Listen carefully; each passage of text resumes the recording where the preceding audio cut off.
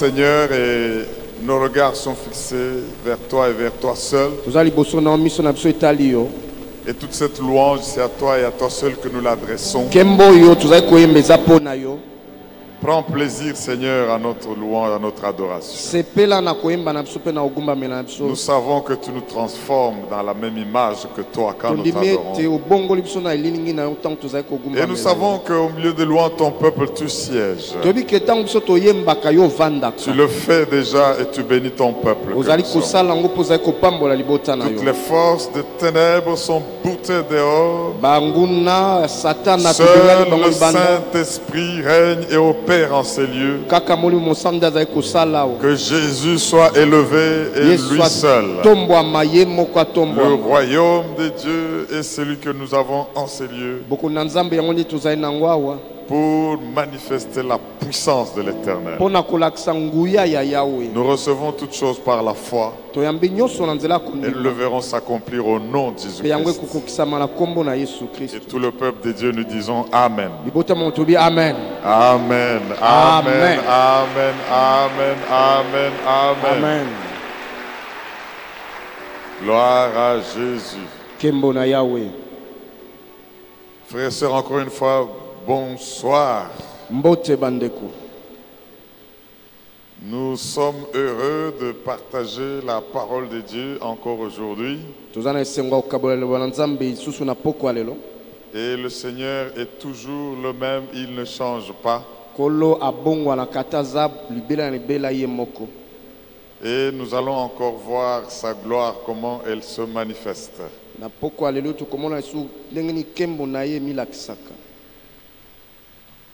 Nous voyons comment le Seigneur voudrait qu'avec le Saint-Esprit, nous puissions libérer les nations.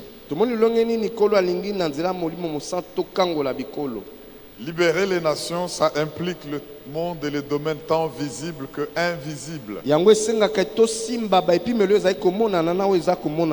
Et nous savons que ce qui est visible procède de ce qui est invisible. Et nous croyons que le Seigneur nous donne la foi pour ne pas marcher selon la vue. En fait, pour ne pas marcher selon nos cinq sens, mais marcher selon ce que nous croyons que le Seigneur nous dit. Nous avons abordé l'aspect de la manifestation du réveil. Et nous voulons comprendre avec les leçons que nous tirons de ce texte des Actes des Apôtres, comment le Seigneur a opéré pour imposer l'Église dans les nations. Comment le Seigneur a opéré pour que ces témoins sous le Saint-Esprit, qu'ils aillent jusqu'aux extrémités de la terre, sans que rien ne les bloque, sans que rien ne les entrave. Hier, nous avons lu un texte, c'est la continuité du même texte que nous avons lu. Revenons dans Actes au chapitre 19. Paul a parlé et traité des questions qui concernent le royaume de Dieu. Et nous avons vu et nous avons voulu aussi parler des choses qui concernent le royaume. Et cela ne se fait que là où le Saint-Esprit est en manifestation, parce que c'est l'esprit du royaume. Cela ne s'accomplit que là où Jésus est vu, cru et accepté comme roi. Et c'est pour cela que nous voulons que cela soit notre cas tous les jours de notre vie d'enfant de Dieu. Et c'est de cette manière-là que la lumière que nous apportons va chasser les ténèbres et libérer ceux qui sont assis dans la vallée de l'ombre de la mort. Quand nous voyons ce que Paul a fait, ce que Pierre a fait, vous allez comprendre que l'Esprit de Dieu opère encore même aujourd'hui. Allons dans Acte 19. Acte des Apôtres, chapitre 19. Lisons à partir du verset 10 jusqu'au verset 20. Acte 19, 10 à 20. La Bible dit que cela dura 2 ans, de sorte que tous ceux qui habitaient l'Asie, Juifs et Grecs, entendirent la parole du Seigneur. Et Dieu faisait des miracles extraordinaires par les mains de Paul, au point qu'on appliquait sur les malades des linges ou des mouchoirs qui avaient touché son corps, et les maladies les quittaient, et les esprits malins sortaient. Et verset 13 nous dit, quelques exorcistes juifs ambulants essayèrent, donc ils n'ont fait qu'essayer, essayèrent d'invoquer sur ceux qui avaient des esprits malins le nom du Seigneur Jésus en disant, je vous conjure par Jésus que Paul prêche. Ceux qui faisaient cela étaient 7 fils de Sceva, juifs, l'un des principaux sacrificateurs, et l'esprit malin leur répondit, je connais Jésus. J'aimerais faire un commentaire ici avant de continuer. Quand on dit l'esprit malin leur répondit, ils n'ont pas vu l'esprit. L'esprit s'est servi d'un homme. L'esprit s'est servi de la bouche de cette personne possédée. Et c'est ce qui se passe quand nous procédons aux prières de délivrance. De même que le Saint-Esprit peut se servir de la bouche d'un prophète ou d'un homme éclairé pour parler. De même, l'esprit malin, les démons peuvent posséder la bouche d'un homme et parler. Ils peuvent utiliser les mains d'un homme pour battre quelqu'un. Les démons peuvent utiliser la force qu'ils ont dans un homme pour briser les chaînes. Ces chaînes ne se brisent pas par la force de cet homme, mais par la puissance des démons qui opèrent en eux. De même aussi, nous avons lu avec Ephésiens 33 verset 20, la même puissance qui opère et agit en nous. Voilà, que nous puissions comprendre que cet esprit a répondu, mais en se servant de la bouche d'un homme. Je reprends, verset 15. L'esprit malin leur répondit, je connais Jésus et je sais qui est Paul. Mais vous, qui êtes-vous? Bien-aimé, ici, encore une fois, ce commentaire est important. Ne vous hasardez pas dans le domaine de délivrance si vous n'avez pas l'onction et la puissance du Saint-Esprit. Parfois, il y a des transferts de démons qui se font. On a connu beaucoup de cas comme ça. Vous priez, vous entourez même celui qui est possédé. Il est par terre, les démons l'agitent. Celui qui est terrassé et délivré, il reprend ses forces. Mais l'esprit, au lieu de partir, habite dans celui qui n'est pas dans les bonnes dispositions.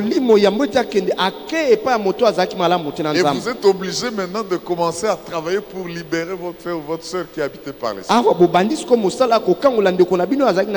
C'est pour cela qu'il faut les chasser loin. Vous travaillez ici, vous libérez, vous agissez. Vous chassez les démons.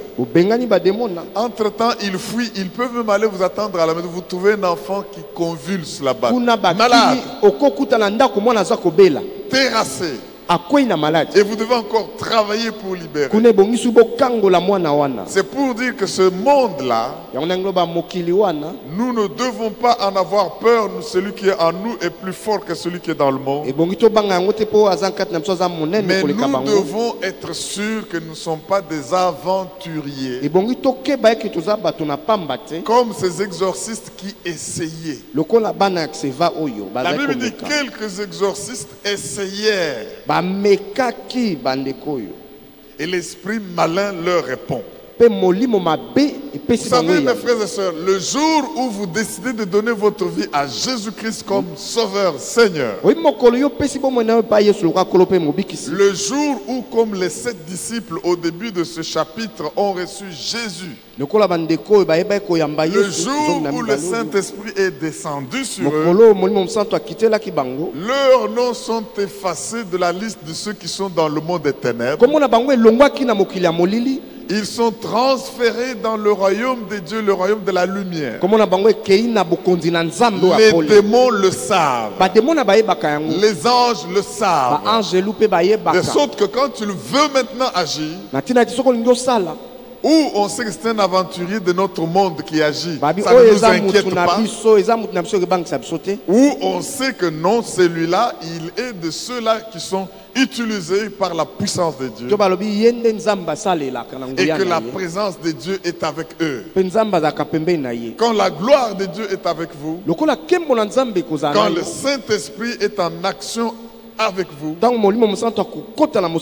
cela implique que vous avez sa présence. Vous n'êtes plus peureux comme enfermé dans la chambre haute. Vous avez sa puissance. Vous avez son autorité. En fait, vous êtes ambassadeur du royaume de Dieu. Et vous représentez Christ dans ce monde. C'est pour cela que Paul pouvait dire dans 2 Corinthiens chapitre 5, bien-aimés, nous faisons office d'ambassadeur pour Christ. Nous vous en supplions. Soyez réconciliés avec Dieu.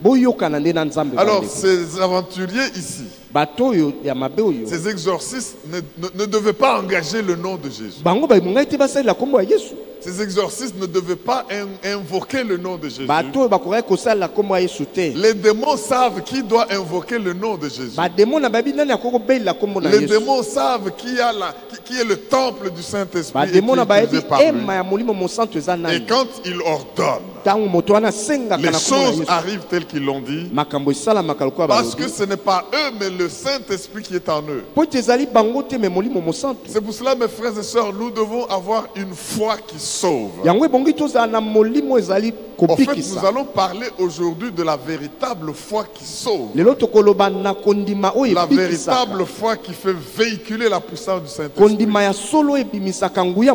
Et Jésus était étonné par la foi que certaines personnes avaient. Regardez le centurion. Le centenier. Quand Jésus veut aller avec lui, il dit, non, ça ne sert à rien que tu viennes chez moi, je ne suis pas dit. Et il lui explique pourquoi il ne veut pas qu'il vienne. Il dit, pour que mon fils soit guéri, il ne faut pas nécessairement que tu viennes. Même à distance, là où tu es, je crois que tu peux faire quelque chose. Regardez l'illustration. Moi qui suis un officier, j'ai des chefs. Quand ils disent va, ce n'est pas je vais, je vais. Ce n'est pas Dieu qui a dit. Ils disent va, je vais. Viens, je viens. Et j'ai aussi des gens sous mes ordres. Ce qu'ils font, c'est ce que je leur dis. Alors toi, tu n'as pas besoin de venir. Dis seulement une parole et mon enfant sera guéri. Jésus regarde et dit je n'ai jamais vu une foi comme ça. C'est pour dire, mes frères et sœurs, ceux du monde des ténèbres vous connaissent. Ça ne sert à rien d'aller encore rentrer dans leur domaine là en vivant dans le péché. Ceux du monde du royaume où vous êtes les anges, ils vous connaissent. Et ils sont à votre service. Vous savez, quand vous voyez un miracle s'opérer, vous ne savez pas combien de choses de force sont mis à contribution. Il y a des anges qui ne sont là qu'en train d'attendre pour une instruction. Le Saint-Esprit est en train de se mouvoir pour qu'une parole soit dégagée et que la chose vienne à l'existence.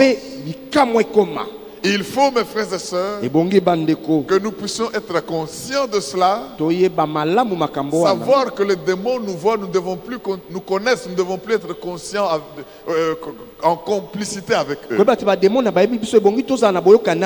être conscients que les anges nous connaissent.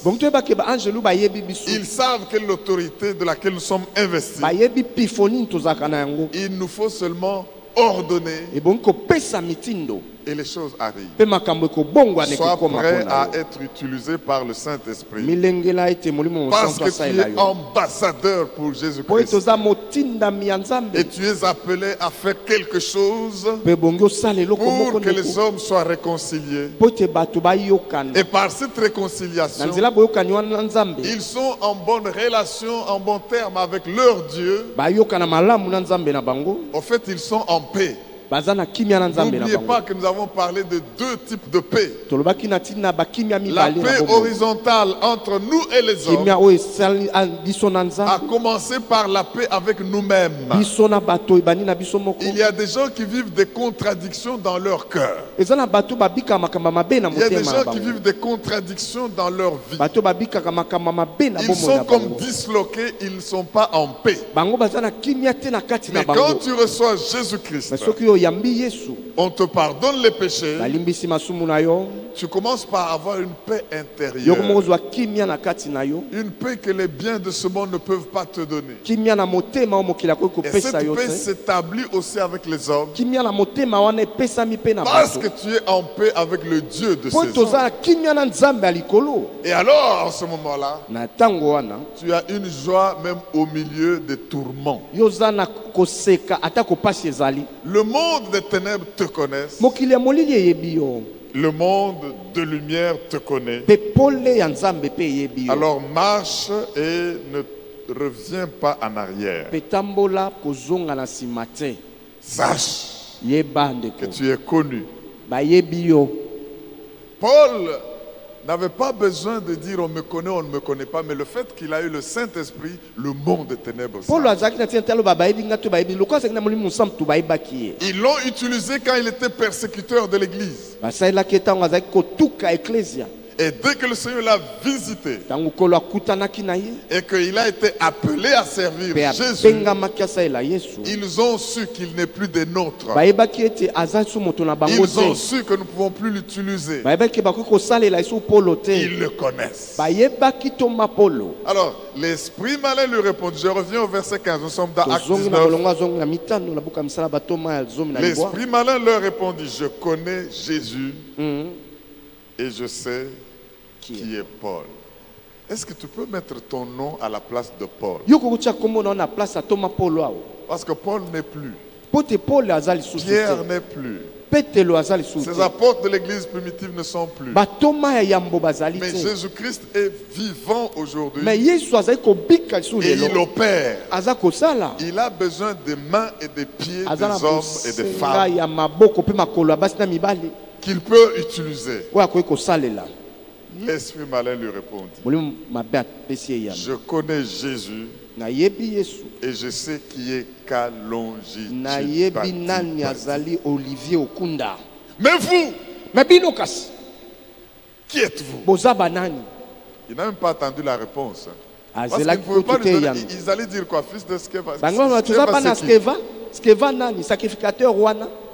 Verset 16. Et l'homme dans lequel était l'esprit malin s'élança sur eux, se rendit maître de tous deux. Je ne sais pas s'il les a tenus un à droite et à gauche. Où il a allongé les bras et puis il les a coincés. Vous connaissez les kakono. Quand on fait ça, on te met là un ici, un là-bas. Et les maîtrisa de sorte qu'ils s'enfuient. Ils ont réussi à s'enfuir. De cette maison, regardez dans quel état. Nu et blessé. Quelle humiliation. Cela fut connu. Je vois quand il commençait à se promener, on savait, cela-là dont on a appris là. Passe là, on commence à dire, l'histoire dont on te parlait là, c'est ça. Si tu regardes, au lieu de citer ton nom, on va seulement faire. Alléluia. Amen. Cela fut connu de tous les Juifs. Non seulement de tous les Juifs, et de tous les Grecs qui demeuraient à Éphèse. Éphèse Mobimba. Mais cela a été connu pour qu'il y ait eu un résultat. Et la crainte s'empara de tous. Je crois que d'autres exorcistes ont commencé à craindre, ils ne pouvaient plus s'aventurer. Et à cause de cela, le nom du Seigneur Jésus était glorifié. Et plusieurs de ceux qui avaient cru venaient confesser et déclarer ce qu'ils avaient fait. Bien-aimés, ne crois pas et puis continuons à garder des œuvres de ténèbres. Des œuvres de la magie, de la sorcellerie, de l'occultisme. Tu ne peux pas croire et continuer à garder ces choses. Tu es connu du royaume de Dieu. Il faut confesser, il faut déclarer les mauvaises choses que vous avez faites. Si vous ne les confessez pas, si vous ne les déclarez pas, les démons savent que tu es en complicité avec eux. C'est pourquoi tu n'oses pas le dire. Mais quand tu vas les dévoiler, quand tu vas les confesser, ils sauront que tu n'es plus de leur camp et ta délivrance sera totale. Ne sois pas comme ces juifs qui ont cru mais qui n'ont pas reçu le Saint-Esprit. Mais si tu as reçu la présence de Dieu, tu ne peux que confesser. Même si c'est des choses honteuses, tu ne peux que confesser parce que tu es maintenant fils du royaume. Tu es la fille du royaume, ambassadrice de Christ. De sorte que quand tu seras ambassadeur de Jésus, les démons savent que tu l'es réellement. Oh, alléluia. Amen. Ils confessaient et déclaraient ce qu'ils avaient fait. Verset 19. Un certain nombre de ceux qui avaient exercé des arts magiques, ayant apporté leurs livres, les brûlèrent devant tout le monde. On en estima la valeur à 50 000 pièces d'argent. Une pièce d'argent était à peu près la valeur d'un salaire mensuel. Un salaire journalier. 50 000 pièces d'argent représente 50 000 jours de salaire.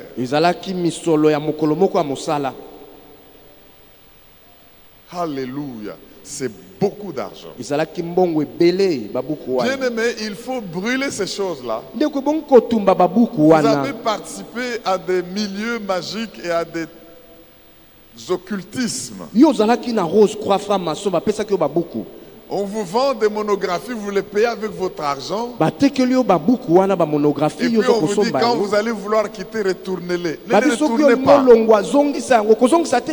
Ça doit être brûlé, c'est ça leur place. Vous avez porté des choses qui ont contribué à des incantations démoniaques que vous utilisez. Quand vous donnez votre vie à Jésus-Christ, Même les tabliers, tout ce que vous avez utilisé pour invoquer, leur place est dans le feu. Pourquoi cela? Parce qu'il ne faut pas que vous le mettiez quelque part où les autres vont entrer en contact avec ces choses. Une chose que tu peux détruire, détruis-le pour que les autres ne viennent pas entrer en contact. Sinon, tu participes aussi. Et ça, ils les ont brûlés. J'attends que tous ceux qui ont des choses à brûler n'aient pas peur. Alléluia. Amen.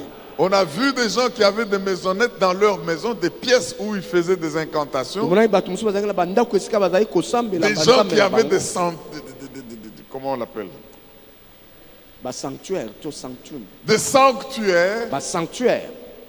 Et on leur disait, si quelqu'un entre ici pour ceci, il va mourir.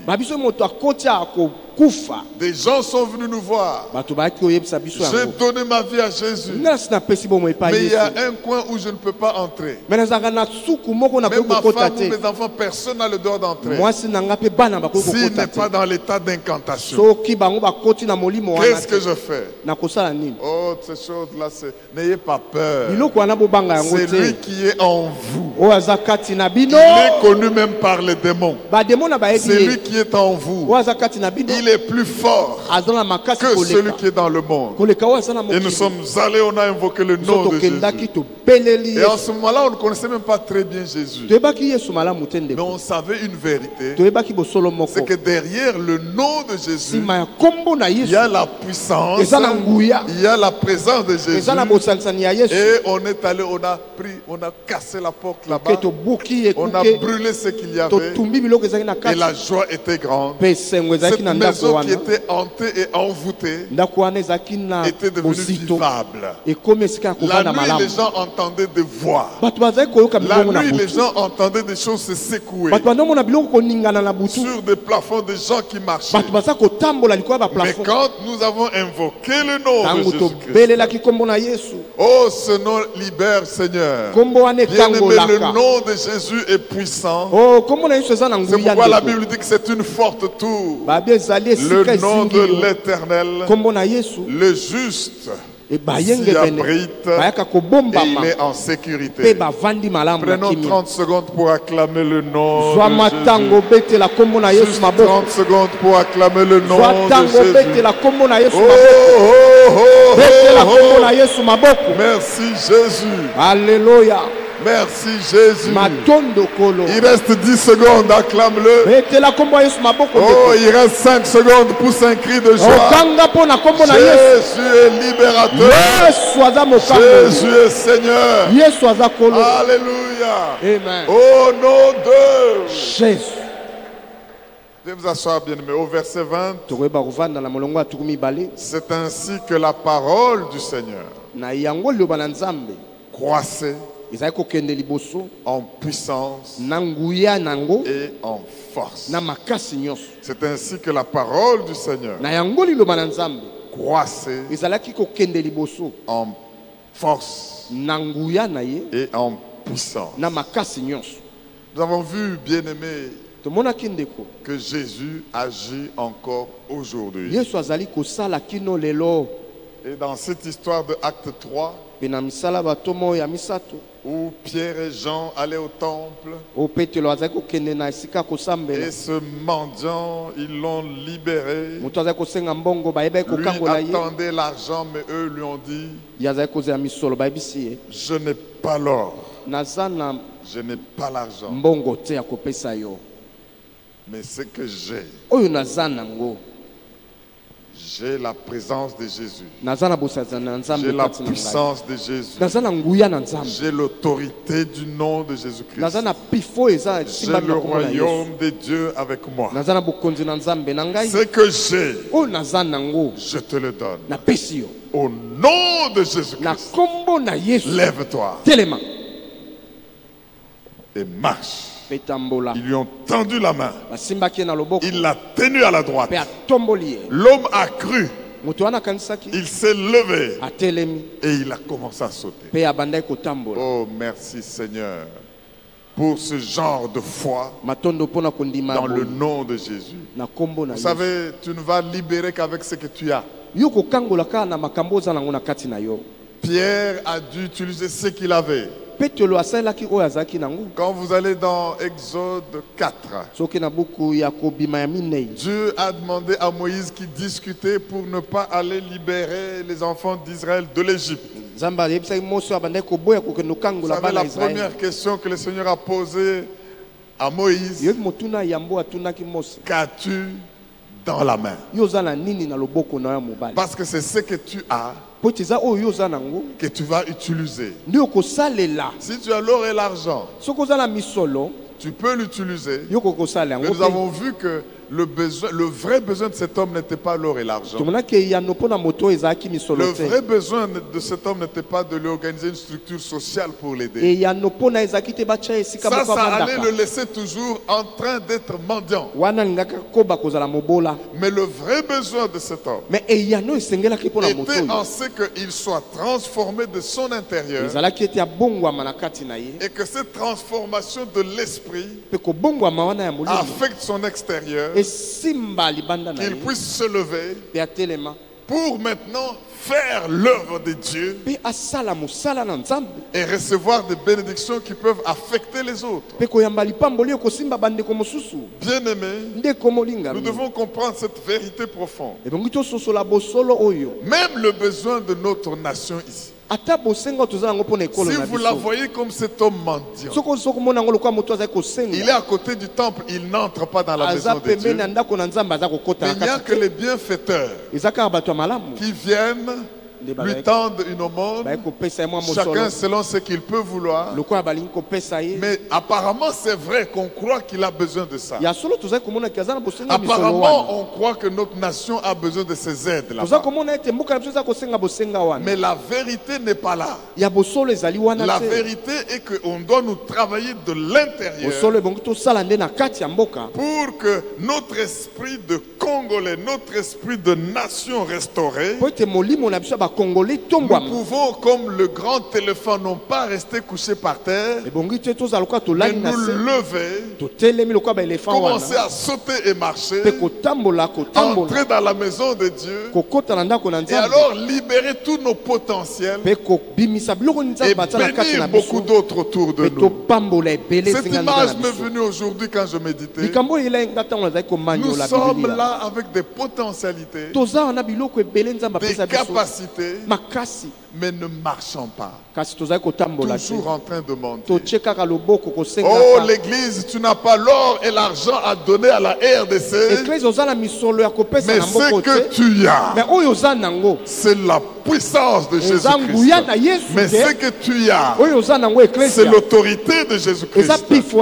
Ordonne que cette nation qui est par terre, tiens-la par la main dans toutes ces institutions. Demande-lui de se lever et de marcher avec la puissance du Saint-Esprit. Elle va marcher et elle se fera respecter partout. Au lieu de tendre la main pour recevoir, elle tendra la main pour donner. Je refuse de tendre la main comme un mendiant. Je veux être celui qui tend la main pour être un bénisseur.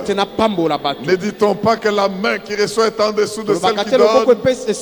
Dieu veut que tu inverses ta main maintenant, parce que tu n'es plus accroupi en train de mendier, mais par la puissance du Saint-Esprit, tu te lèves, tu sautes, tu marches, tu peux adorer le Seigneur, tu peux entrer dans la maison de Dieu, tu peux partir et témoigner que cela soit accompli. La RDC, c'est vous les hommes et les femmes qui êtes dans cette nation. Que cette gloire et cette grâce du Seigneur soient sur vous, que vous puissiez vous lever et faire respecter votre nation. Et ça ne passe que par le Saint-Esprit. Est-ce que quelqu'un m'entend et dit Amen? Amen. Nous avons donc compris trois vérités. Que le besoin de cet homme, c'est dans la puissance du nom de Jésus. C'est celle qui peut le restaurer. Deuxième chose, Pierre savait que Jésus agit encore aujourd'hui. Pierre savait que Jésus agit encore aujourd'hui. Et troisièmement, comme il agit, je n'embrouille pas cet homme avec des biens matériels qui vont le laisser dans le même état. Mais je lui donne le nom puissant, le nom au-dessus de tous les noms. Et il agit en nous infiniment au-delà. Cette guérison a commencé par travailler l'homme intérieur, l'esprit, et a affecté l'homme extérieur, le corps, et il s'est levé. La personne n'a plus été la même personne. Je dis la personne n'a plus été la même personne. C'est pour cela, mes frères et sœurs, nous devons prendre au sérieux le nom de Jésus. Le nom de quelqu'un représente l'autorité de cette personne, le caractère de cette personne, la nature de cette personne. Et quand un roi envoie un décret, du fait qu'il a apposé son nom sur ce décret, tout ce qu'il a dit dans ce décret s'accomplit. Jésus n'a-t-il pas signé derrière les promesses? L'Éternel n'a-t-il pas conçu une alliance avec nous? Et tout ce qu'il a dit, toutes ses promesses, retenons-les et avançons dans la victoire. Le Seigneur veut qu'il en soit ainsi. Et nous faisons fonction d'ambassadeurs. Mes frères et sœurs, Jésus, en ce moment-là, avait connu l'ascension et il était au ciel. Mais Jésus voulait agir. Lui qui est monté au ciel, comment agit-il? Il avait besoin des mains de Pierre. Il avait besoin des pieds de Pierre. Il avait besoin de la bouche et de la voix de Pierre. Il avait besoin de la parole de Pierre. La même chose aujourd'hui. Jésus, vous ne le voyez pas. Jésus, le monde ne le voit pas. Mais il veut agir ici et maintenant. Il a besoin des gens qui peuvent lui prêter ses mains, leurs mains. Il a besoin des gens qui peuvent marcher pour lui, qui enverrai-je et qui marchera pour nous. Il a besoin des gens qui peuvent parler pour lui. Et si nous nous disposons à le faire, et nous verrons la puissance de Dieu se manifester. Nous faisons donc fonction d'ambassadeur pour Christ. Oh, j'aime ça, c'est dit dans 2 Corinthiens 5:20. J'aimerais le lire pour que nous soyons conscients de notre statut. Ce statut-là, les démons le connaissent. C'est pourquoi ils n'ont pas obéi au fils de Sceva. Ce statut-là, les démons le savent. Il dit, Jésus nous connaissons et nous savons qui est Paul. La même chose aujourd'hui. Qu'est-ce qu'il savait de Paul? C'est ce qui est dit dans 2 Corinthiens 5:20 et c'est Paul qui l'écrit. Nous faisons donc les fonctions d'ambassadeur pour Christ. En d'autres termes, nous sommes les représentants. Christ, il est dans le royaume de Dieu. Mais ce royaume nous envoie comme en mission partout où nous sommes. Pour le représenter. Nous faisons ce que Christ était censé faire. Nous disons ce que Christ était censé dire. Nous marchons où Christ était censé marcher. Nous faisons donc les fonctions d'ambassadeur pour Christ, comme si Dieu exhortait par nous. Nous vous en supplions au nom de Christ, soyez réconciliés avec Dieu. Est-ce que les ambassadeurs pour Christ peuvent acclamer le Seigneur? Alléluia. Amen. Oh, hallelujah. Amen. Mes frères et sœurs, quand j'ai continué à méditer sur ces choses, en fait, moi, je voulais comprendre quelle est la différence entre signes, prodiges, miracles, divers. Quand est-ce que l'un c'est un signe, quand est-ce que l'autre c'est un miracle, et quand est-ce que celui-ci c'est un prodige, et quand est-ce qu'il devient extraordinaire. Mais j'ai compris beaucoup de choses et j'aimerais en partager quelques-unes avec vous aujourd'hui. Mes frères, vous savez, ainsi montre le caractère de quelqu'un. Ainsi, c'est une signature.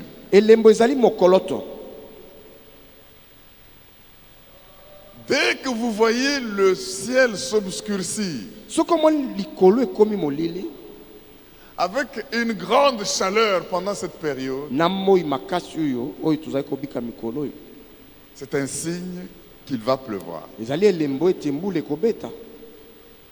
Ce n'est pas extraordinaire, c'est habituel, mais ça annonce toujours quelque chose. Ça signale toujours quelque chose. Je sais qu'à un moment donné, on avait une servante de Dieu à Logos Rema. Dès qu'elle est au programme et que vous voyez la pluie tomber, vous dites aujourd'hui ça va barder. Pourquoi? Parce que cette pluie-là qui tombe, c'est un signe. Et ce signe caractérise cette personne exactement. Un présage. Donc Dieu, pour montrer que Christ est Christ, il l'a accompagné avec des signes. Dès que Jean-Baptiste était arrêté et emprisonné, il envoie ses disciples. Les signes qu'on a vus là montraient que c'était lui. Allez un peu poser la question. Est-ce lui ou les signes ont trompé? Ou devons-nous en attendre un autre? Et la Bible dit qu'il y en a aussi qui disaient, mais il a fait tellement de signes. Quand le Messie viendrait, est-ce qu'il va faire plus que ça? Pourquoi? Parce que il y a des choses telles que Dieu a déjà établies comme présage. Nous l'avons se manifester. On sache qu'il s'agit de tel événement ou de telle chose. Des signes. Des miracles. Et je suis allé à la méditation. Le sujet de mon message aujourd'hui, c'est ayez la foi qui sauve véritablement. Ou avoir la foi qui sauve véritablement. Parce que quand j'ai vu les fils, ces aventuriers-là exorcistes, j'ai dit, ils veulent seulement chasser les démons, mais ils ne veulent pas donner leur vie à Jésus. On le voit par leur déclaration. Au nom de ce Jésus-là que Paul prêche. Donc eux n'ont pas une relation particulière avec Jésus. Eux n'ont pas reçu le baptême dans le Saint-Esprit. Eux ne sont pas entrés dans le royaume de Dieu. Mais ils veulent utiliser parce qu'ils ont vu Jésus. Ils ont vu que Paul faisait des miracles. Des démons partaient. Les linges qui avaient touché son corps, dès qu'on le mettait sur quelqu'un, les esprits méchants sortaient. Les malades guérissaient. Au lieu seulement de dire je veux croire dans ce Jésus, je veux aussi le recevoir. Baptisez-moi que je sois baptisé du Saint-Esprit. Eux, ce sont les fils d'un juif. Exorcistes. C'était leur profession, exorciser. Je crois qu'eux, avant, ils utilisaient le nom de Dieu de leur manière là. Ils faisaient beaucoup de choses.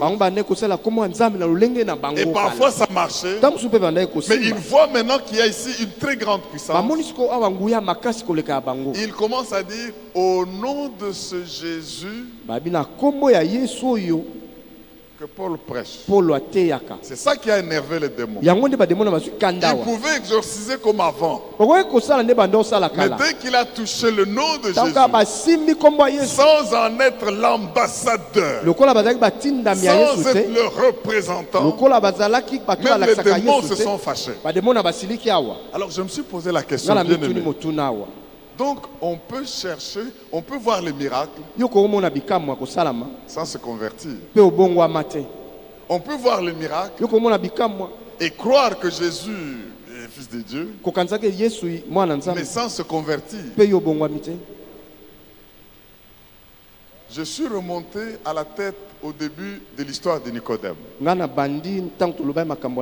Pour nous qui avons suivi, l'histoire de Nicodème, c'est dans quel chapitre? Quel livre, quel chapitre? Jean, chapitre 3. Mais remontons juste 2-3 versets au-dessus. Ça devient Jean chapitre 2, 23 à 25. Les chiffres là, on peut les enlever, c'est des hommes qui les ont placés, mais c'est tout un épître. Mais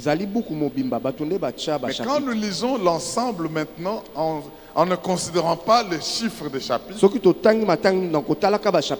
nous allons comprendre quelque chose de très capital.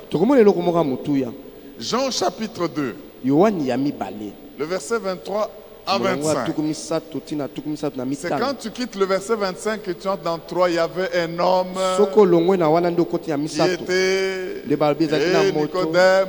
Il alla nuitamment voir Jésus et il dit: Seigneur, si personne n'est de Dieu, maître, il ne peut pas faire les miracles que tu fais. Donc il a vu le Seigneur Jésus. Mais écoutez ce qui précède l'événement. Jean 2, 23 à 25. Pendant que Jésus était à Jérusalem, à la fête de Pâques, plusieurs crurent en son nom, voyant les miracles qu'il faisait. Dis à ton voisin, les miracles sont nécessaires pour que les gens croient. Amen. Amen. Mais est-ce que tous ceux qui croient là sont sauvés? Juste dans les miracles. Écoutez la suite. Mais Jésus ne se fiait point à eux. J'aimerais signaler ici que le mot du verset 23, ils crurent en son nom, et le mot se fier, c'est le même mot. On pouvait traduire littéralement de cette manière. Plusieurs crurent en son nom, voyant les miracles qu'il faisait, mais Jésus ne croyait pas en eux. Les versions disent Jésus ne se fiait pas. Jésus n'avait pas confiance. Donc le mot est le même. Mais pour la traduction, on dit qu'ils ont cru en lui. Mais lui ne se fiait pas en eux. Lui ne croyait pas en eux. Pourquoi? Parce qu'il les connaissait tous. Et parce qu'il n'avait pas besoin qu'on lui rendît témoignage d'aucun homme, car il savait lui-même ce qui était dans l'homme. Mes frères et sœurs, ce court passage est rempli de vérités terribles, de vérités puissantes. Moi, je me suis dit, mais qu'est-ce que la Bible veut nous dire? Ils ont cru, mais Jésus ne les a pas crus. Je suis triste quand je vois comment les gens croient qu'ils seront votés à cause des foules qu'ils drainent.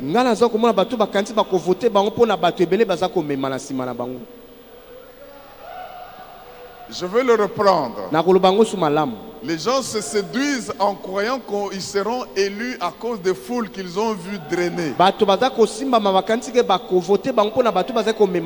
ils ont raison parce qu'ils ne connaissent pas le cœur de l'homme. Et ils se fient dans les hommes. Jésus a drainé des foules. Il a fait des miracles. Ils ont cru. La Bible dit parce que. Pas parce qu'ils aimaient Jésus. Ils ont cru. Pas parce qu'ils avaient vraiment confiance en Jésus. Mais parce qu'ils ont vu les miracles. Et Jésus plus loin leur a dit, vous m'avez suivi pas pour les miracles, mais vous m'avez suivi parce que vous avez mangé le poisson. Oh Seigneur, nous t'avons cherché, tu as traversé sans nous dire. Vous êtes venus pour le poisson, vous êtes venus pour le pain. Je ne vous crois pas. C'est dommage, comme je le disais. Dans ces campagnes, on voit beaucoup de choses. Les foules, oh, mais les foules terribles. Au point qu'il y en a même des gens qui arrivent à se faire marcher dessus. Et les gens croient, voilà, j'ai fait le plein. C'est malheureux. Si vous pouviez voir le cœur comme Jésus, vous n'allez pas vous fier et même vous confier. Disons rapidement Luc chapitre 8, verset 6 et 13. On va sauter verset 6, de 6 à 13. Luc 8, 6 à 13. La Bible dit, c'est la parabole du semeur, n'est-ce pas? Il est sorti pour s'aimer, mais ces semences-là tombent dans différents types de terrains. Et ça produit un différent type de foi, et un différent type de résultats. Même si les gens croient en vous à cause de ces spectaculaires, est-ce que vous allez vous fier en eux? Luc 8, 6 et 13 dit ceci. Une partie tomba sur le roc. Quand elle fut élevée, elle sécha parce qu'elle n'avait point d'humidité. Passons au verset 13. Ceux qui sont sur le roc, ce sont ceux qui, lorsqu'ils entendent la parole, la reçoivent avec joie, mais ils n'ont point de racines. Ils croient pour un temps, et ils succombent au moment de la tentation. Ils croient pour un temps,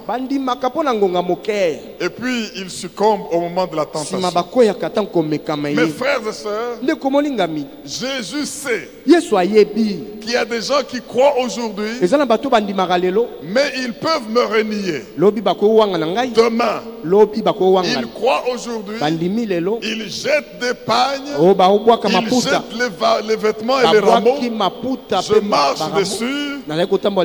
Hosanna au plus haut des cieux, le fils de David. Et demain, ils vont dire crucifie-le. À cause de quoi? Quand ils ont dit Hosanna, effectivement, ils ont cru. Ils ont vu que ça, c'est le fils de David.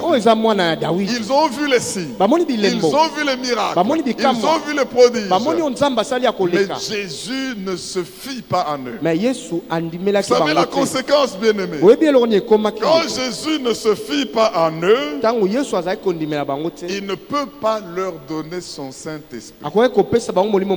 Il ne peut pas leur donner sa mission. Il ne peut pas faire de ses ambassadeurs jusqu'au moment où Jésus te fera confiance. Quand tu auras cru, c'est alors qu'il peut maintenant dire Esprit Saint, prends-le en charge. Alors toutes ces foules-là, il y en a qui ont eu la vraie foi, parce que la vraie foi appelle à l'engagement. La foi spectaculaire, la foi due aux choses spectaculaires, c'est une foi qui ne calcule pas le prix à donner. Elle croit seulement que je suis là. Oh, il y a les miracles. Nous allons là-bas, on va être guéris. Il y a les miracles. Nous allons là-bas, on va recevoir la bénédiction. Oh, mais dans notre église, c'est terrible quand on prie, quand on adore la gloire. Oh, je pars là-bas. Ça, c'est la foi basée sur le terrain. Elle n'est pas basée sur le dynamisme.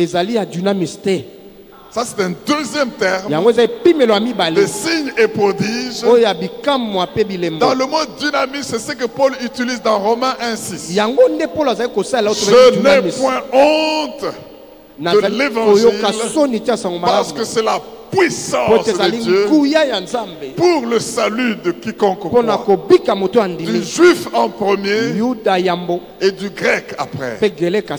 Alors, quand tu as une foi qui est basée sur la manifestation de la puissance de Dieu en toi,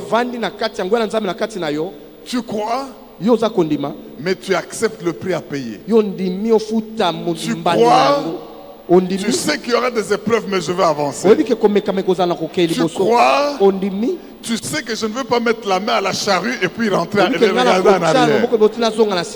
Mais il y a des gens qui croient, mais les yeux sont dans les concombres. Il y a des gens qui croient, ils disent il y a des cimetières en Égypte, on va nous enterrer. Il y a des gens qui croient, mais bien aimé, quand la foule croit, on dit ils ont vu les signes, ils ont cru. Mais est-ce que réellement ils sont sauvés parce qu'ils ont cru? Non. Nous voulons, mes frères et sœurs, que nous ayons une foi basée sur la manifestation de la puissance de Dieu. Je n'ai pas le temps de vous parler des autres termes ici, parce que si je vous en parle, non seulement nous n'avons pas le temps de finir, heureusement qu'il y a encore un jour demain avant la fin. Nous allons foncer sur ces choses parce que le Seigneur voudrait que vous ayez la foi qui sauve vraiment. La foi qui sauve. C'est vrai qu'elle s'appuie sur les signes. C'est vrai qu'elle s'appuie sur le présage. C'est vrai qu'elle s'appuie sur le miracle. Mais elle s'engage et agit sans résolution de ne plus jamais reculer. Elle s'appuie avec résolution de ne jamais reculer. Malgré et contre tout. Même dans les chaînes comme Paul, il a le royaume de Dieu. Il peut dire, à la différence de mes pieds et mains qui sont liés, la parole de Dieu n'est pas liée. Je la déclare. Mes frères dans le Seigneur, quand nous comprenons ces choses, il faut comprendre que nous devons nous poser la question. Est-ce que je crois seulement ou Dieu peut me croire? Si tu crois que tu crois, mais que Dieu, Jésus, voyant ton cœur, ne peut pas se fier en toi, fais quelque chose. Tu n'as pas qu'à recevoir du Seigneur Jésus, mais tu as aussi quelque chose à donner à Jésus. Tu lui donnes ta vie totale. Tu lui donnes tout ton être. Tu te mets à sa disposition. Jésus va voir cela. Il y en a qui sont partis. Et Jésus a dit à ceux qui sont restés, vous aussi, pourquoi ne partez-vous pas? Et Pierre qui avait cru, il dit, Seigneur, où irons-nous? Nous avons trouvé que c'est en toi. Il y a les paroles de vie, les paroles du royaume, les paroles du salut. Et quand Jésus lui a fait foi, Quand Jésus a cru en Pierre, parce que ce n'est pas nous seulement qui devons croire en Jésus. Jésus doit croire en nous. S'il ne croit pas en toi, il ne va pas te donner son esprit. S'il ne croit pas en toi, il ne va pas faire de toi son ambassadeur. Et les démons vont dire, oh, nous connaissons. Jésus, nous connaissons. Et toi là, qui es-tu? Et ils vont se jeter sur toi. Et quand Jésus a eu foi en Pierre, il a dit alors, paix de Dieu. Je confie mes mains à la charge.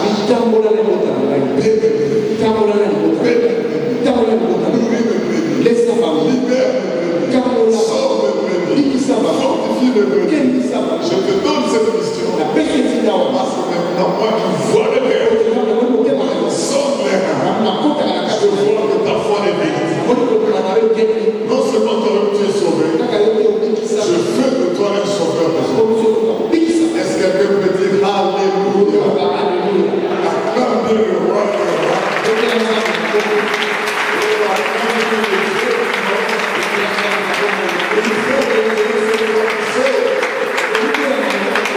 Jésus ne se fie pas à nous. Parce qu'il voit le cœur de tous les hommes. Les hommes sont des frères. Les hommes peuvent vous régner à cause des pressions. Les hommes peuvent avoir la corruption comme Judas est venu vous tuer. Les hommes vous empoisonner. Les hommes sont versatiles. Les hommes, ils peuvent avoir du zèle aujourd'hui. Et demain, le zèle est parti. Jésus voudrait vous assurer que si vous croyez, il vous donne cette pierre à lui. Merci bien-aimé. Merci Seigneur. Seigneur, de Dieu, acclamer le roi des rois. Qui peut se cacher devant le Seigneur? Qui peut se cacher devant le Seigneur? Écoutez la paix que je fais. Si tu vois que dans ce mouvement, tu le fais que Jésus a avancé, il ne peut pas faire confiance en toi. Parce que tu vis d'une certaine manière. Parce que tu n'es pas engagé assez. Sache qu'avant qu'il ne te confie sa charge, avant qu'il ne fasse de toi son ambassadeur, il ne va pas seulement dire il est venu à l'église, il croit, mais il doit voir quel type de foi tu as. Et seulement pour le spectaculaire que tu as vu, ou c'est parce que tu es là et tu as changé. Tu as dit, je peux mourir de faim, mais je ne vais jamais abandonner le Seigneur. Je peux manquer à manger ou à boire, je ne refuserai jamais, je ne reculerai jamais. Jésus veut voir cette foi. Et quand il la fera, il va te donner son onction. Il va te confier sa mission. Et l'esprit en toi va libérer de ton terrible. Et tu vas faire des merveilles. Le monde verra. Signe, prodige, t'accompagneront. Vous savez bien aimer le nom de Jésus à cette puissance. Et tu peux y recourir au moment où tu attends le nom. Parce que quand l'ennemi va t'agresser, tu ne sais pas comment ça va. Maman Esther vous a témoigné ce matin. J'ai dit maman Esther vous a témoigné ce matin. Écoutez ce témoignage. Ton fils qui est au Cape Town, avec sa femme, il y a un bébé de 4 mois. C'était déjà à faire 18 heures, mais il faisait clair. Il a fait des achats. Sa femme avec le bébé, ils ont dit pour rentrer chez nous, allons prendre le train. Ils arrivent à la station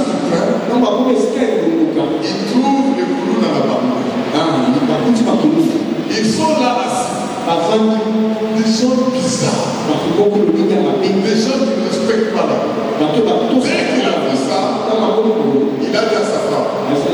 Et cette fois-là, soyez pour qu'ils ne comprennent pas. Il faut que je te batte. Et quand il commence à sortir, l'un des colonnes là, il met de l'argent pour barrer la femme. Afin qu'elle me touche. Et qu'il réclame qu'il y a eu un incident. Dès qu'il a fait ça, la femme l'a touché, dit non, sorry. Il voit seulement des voyous là venir avec des couteaux. On va me tuer. Il lève la main. L'exclamation du jeune homme, c'était seulement Jésus! Les gens sont allés l'écouter. Maintenant, vous ne pouvez pas aller sur la il faut lever le couteau. Les attentions pour moi. Il y a quelque chose à lever la main. Au point qu'à un moment donné, ils ont dit Jésus! Les voyous là ont fou.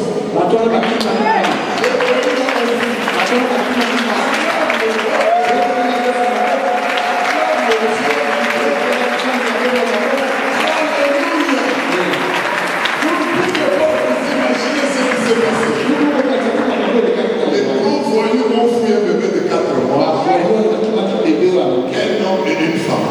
Dans un endroit où il n'y avait ni police ni protection. Est-ce que vous ne pouvez pas voir ce que Jésus fait? Il peut vous sauver là où vous êtes seul. Il peut vous sauver là où vous n'avez pas de sécurité. Il est le secours. Il ne manque pas.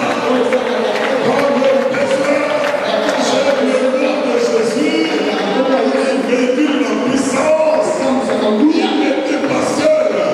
Il était avec Jésus. Et il m'a acclamé Jésus.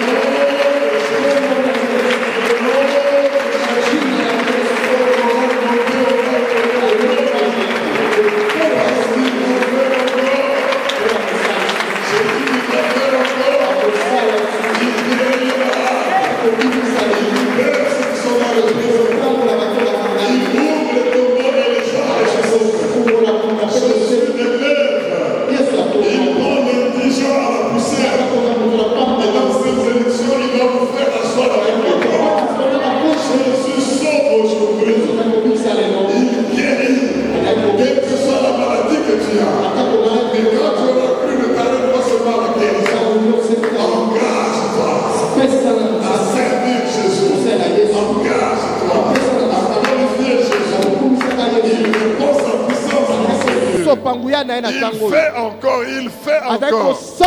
Pendant que je suis en train de déclarer la puissance de Jésus, je sais qu'il y en a qui reçoivent leur miracle. Je sais qu'il y en a qui reçoivent leur visitation. Je sais qu'il y en a qui reçoivent leur spectaculaire. Cette faveur est en ces lieux. Vous ne voyez pas l'invisible. Si on appelait l'un de ces hommes pour lui demander qu'est-ce que vous avez fui, pourquoi avez-vous fui, vous allez vous étonner de ce qu'ils vous diront, parce que les anges sont descendus. Ils ont vu des Ngambé pour dire touchez-les et vous allez voir. C'est ainsi que leur couteau ne pouvait pas descendre. Leur couteau ne pouvait pas les tuer. Et les enfants de Dieu ont été sauvés. Leurs parents prient ici. Ils aiment pour eux. Ils invoquent leur nom pour eux. Et voilà ce que Dieu peut faire à distance. Oh, acclame le nom de Jésus. Alléluia.